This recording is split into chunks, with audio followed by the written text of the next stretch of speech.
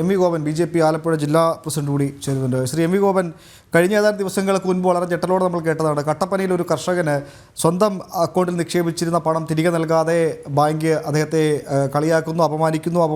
ഭാരം താങ്ങാനാവാതെ അദ്ദേഹം ആത്മഹത്യ ചെയ്യുന്നു. ഇപ്പോൾ ആലപ്പുഴയിൽ SL പുരം സഹകരണ ബാങ്കിൽ അവിടെ നിന്ന് 1 ലക്ഷം രൂപ വീട് പണിക്കായി 2010 വായ്പ എടുത്താണ് ഒരു വീട്ടമ്മ.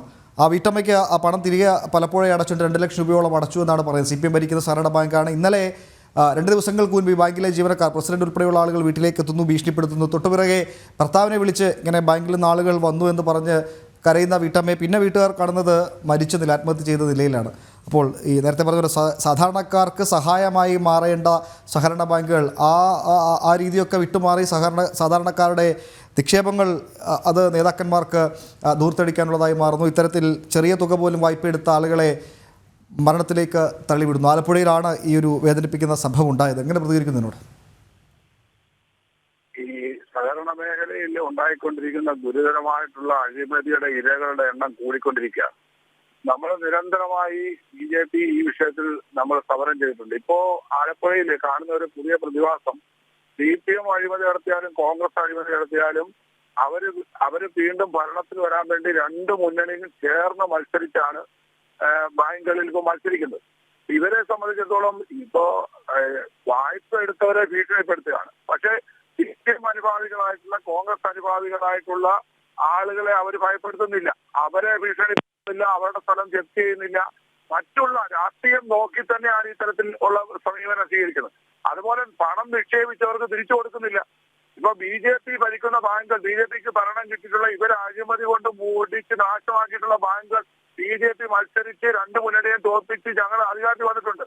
അവിടെയൊക്കെ നമ്മൾ അവരുടെ വായ്പ തിരിച്ചു കൊടുക്കാൻ ആവശ്യമായ എല്ലാ ക്രമീകരണങ്ങളും ചെയ്തുകൊണ്ടിരിക്കുകയാണ്. അത് പുതിയ നിക്ഷേപങ്ങൾ വാങ്ങിച്ച് പുതിയ ചിട്ടികൾ തുടങ്ങിയൊക്കെ അവരുടെ പണം തിരിച്ചു കൊടുക്കാനുള്ള ശ്രമം നടക്കുക. പക്ഷെ ഇവർ കാണിക്കുന്നത് വളരെ ഗുരുതരമായിട്ടുള്ള ജനങ്ങളോടുള്ള വെല്ലുവിളിയാണ്. പണം അവിടെ നിക്ഷേപിച്ചാൽ തിരിച്ചു കൊടുക്കാതിരിക്കുകയാണ്. അതേപോലെ വായ്പ തിരിച്ചടച്ചാലും അത് വീണ്ടും അവരെ ജപ്തി ചെയ്യുകയും ഭീഷണിപ്പെടുത്തുകയും ചെയ്ത് ആളുകളെ കൊലക്കയറിലേക്ക് എടുപ്പിക്കുകയാണ്. അപ്പൊ ഇത് ശരിക്കും പറഞ്ഞാൽ ഇടതുപക്ഷത്തിന്റെ കോൺഗ്രസിന്റെ കൂട്ടുചേർന്നുള്ള ഒരു വലിയ ക്രൂരതയാണ് സമൂഹത്തോട് കാണിക്കുന്നത്. കാരണം സഹകാരികൾ എന്ന് പറയുന്ന സാധാരണക്കാര് കുഞ്ഞുങ്ങളെ വിദ്യാഭ്യാസത്തിന് വേണ്ടിയിട്ട്, അവരുടെ ഏതെങ്കിലും വിവാഹത്തിന് വേണ്ടിയിട്ട്, അല്ലെങ്കിൽ ഒരു വീട് വെക്കാൻ, ഒരു ചെറിയ വീട് വെക്കാൻ വലിയ സാമ്പത്തിക സംവിധാനമുള്ളവരൊന്നും ഈ സഹകരണ ബാങ്കിൽ നിക്ഷേപിക്കുന്നത് നമ്മൾ എവിടെയും കാണുന്നില്ല. അപ്പൊ പാവങ്ങളായിട്ടുള്ള ആളുകളുടെ അവരുടെ അധ്വാനത്തിന്റെ തുക കൊണ്ടിടുന്ന ബാങ്കുകൾ ഈ തരത്തിൽ ജനങ്ങളെ ശത്രുക്കളായി കണ്ടുകൊണ്ട് പെരുമാറുന്നത് വലിയ ദോഷമാണ്. ഗവൺമെന്റ് യഥാർത്ഥത്തിൽ ഒരു പാക്കേജ് ഇക്കാര്യത്തിൽ കൊണ്ടുവരണം. ഇങ്ങനെയുള്ള ബാങ്കുകളെ രക്ഷിക്കാൻ, അല്ലെങ്കിൽ ഇതുപോലെയുള്ള വിഷയങ്ങൾ കൈകാര്യം ചെയ്യാൻ ഒരു പാക്കേജ് കൊണ്ടുവന്ന് അതിനൊരു സംവിധാനം ഉണ്ടാക്കണം. ഇവരിപ്പോ പാവങ്ങളെ ഭീഷണിപ്പെടുത്തുകയാണ്, പാവങ്ങളുടെ പൈസ തിരിച്ചു കൊടുക്കത്തില്ല, അവരെ മരണത്തിലേക്ക് തള്ളിവിടുകയാണ്.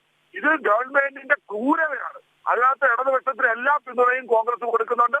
ഇത് വളരെ വളരെ വളരെ വേദനാജനകമാണ്. ഇതിനെതിരെ ജനങ്ങള് വലിയ പ്രക്ഷോഭത്തിൽ വരും, അവരെല്ലാം പ്രതികരിക്കും, യാതൊരു സംശയമില്ല. എം വി ഗോപൻ, ഈ ആലപ്പുഴയിലെ ഈ കുടുംബം ഇന്നലെ ഇതുമായി ബന്ധപ്പെട്ട് ചില പ്രതികരണങ്ങളൊക്കെ നടത്തിയിരുന്നു. ഈ മരിച്ച ആശയുടെ മകനും ഭർത്താവും ഒക്കെ കുടുംബമൊക്കെ പ്രതികരിച്ചിരുന്നു. ഈ ബാങ്ക് അധികൃതർ വീട്ടിൽ വന്ന വിവരവും ഭീഷണിപ്പെടുത്തിയ വിവരമൊക്കെ അവരാണ് പുറത്തു പറയുന്നത്. എന്നാൽ വാർത്ത പുറത്തു വന്നതിന് പിന്നാലെ വീണ്ടും ബാങ്കിൽ നിന്ന് അവിടേക്ക് ആളുകൾ എത്തുന്നു. പിന്നീട് ഇവർ ആരും പ്രതികരിക്കാൻ തയ്യാറാകുന്നില്ല. കാരണം മാരാരിക്കുളം പോലൊരു സ്ഥലം നമുക്കറിയാം, അവിടെ CPM വലിയ സ്വാധീനമുള്ള മേഖലയാണ് ആ പ്രദേശമൊക്കെ. അവിടെ ഇതാണല്ലോ ഇപ്പൊ ഇത് മാത്രമല്ല, കർഷക ആത്മഹത്യ, ഇപ്പോ കടക്കണി അല്ലെങ്കിൽ പണം കൊടുത്തില്ല എന്ന് പറഞ്ഞിട്ട് ഭീഷണിയെ കൊണ്ടുള്ള ആത്മഹത്യ, ഇവര് പോലീസിനെയും ഭരണാധികാരികൾ യഥാർത്ഥത്തിൽ ഇങ്ങനെയുള്ള ശബ്ദങ്ങളൊക്കെ നിലപ്പിക്കാൻ ആസൂത്രിതമായിട്ട് ഇടപെടുകയാണ്. ഓഫറുകളൊക്കെ കൊടുത്തിട്ടുണ്ടാകും, അവരെ ഭയപ്പെടുത്തും, അവരെ പ്രതികരിക്കാൻ പറ്റാത്ത സാഹചര്യം ഏതെങ്കിലും തരത്തിൽ അവരെ കൊണ്ട് എത്തിക്കും. അപ്പൊ പാവങ്ങളല്ലേ, അവർക്ക് ജീവിക്കണം എന്നുള്ള ആഗ്രഹമില്ലേ? അതുകൊണ്ട് അവര് ആ ഒരു സാഹചര്യത്തിൽ മിണ്ടാതിരിക്കുന്നു എന്ന് മാത്രമേ ഉള്ളൂ. അതുകൊണ്ട് അവര് പ്രതിഷേധിക്കുന്നില്ല എന്ന് നമ്മൾ വിചാരിക്കണ്ട. അവരല്ലെങ്കിൽ അവരുടെ ബന്ധുക്കൾ, അവിടെയുള്ള ജനങ്ങൾ പ്രതിഷേധിക്കുന്നുണ്ട്. പക്ഷെ ആ പ്രതിഷേധം ഒന്നും രംഗത്ത് വരാനുള്ള സാഹചര്യം ഈ ഭരണത്തിന്റെ സ്വാധീനം ഉപയോഗിച്ചുകൊണ്ട് അവർ അടക്കി പിടിക്കുകയാണ്.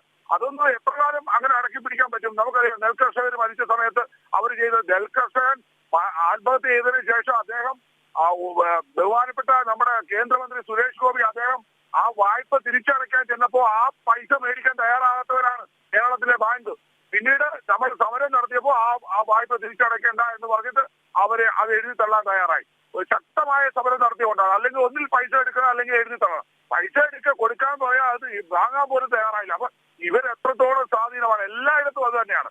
ആത്മഹത്യ ചെയ്യുന്ന സ്ഥലങ്ങളിൽ കർഷകരായാലും സഹകരണ മേഖലയിലുള്ള ആത്മഹത്യയായാലും ആത്മഹത്യ ചെയ്ത് കഴിയുമ്പോൾ അവർ പ്രതികരിക്കും. അപ്പോഴത്തേക്ക് അത് അവരുടെ വായടപ്പിക്കാൻ വേണ്ടിയിട്ടുള്ള എല്ലാ സംവിധാനങ്ങളും ഗവൺമെന്റ് മിഷണറി ചെയ്യുകയാണ്. അത് ജനപ്രതിനിധികളായാലും പോലീസായാലും എല്ലാവരും ചേർന്ന് ചെയ്യുകയാണ്. പാവങ്ങളല്ലേ, അല്ലാതെ സാമ്പത്തികമായിട്ടോ അല്ലെങ്കിൽ സ്വാധീനമുള്ളവരല്ലല്ലോ.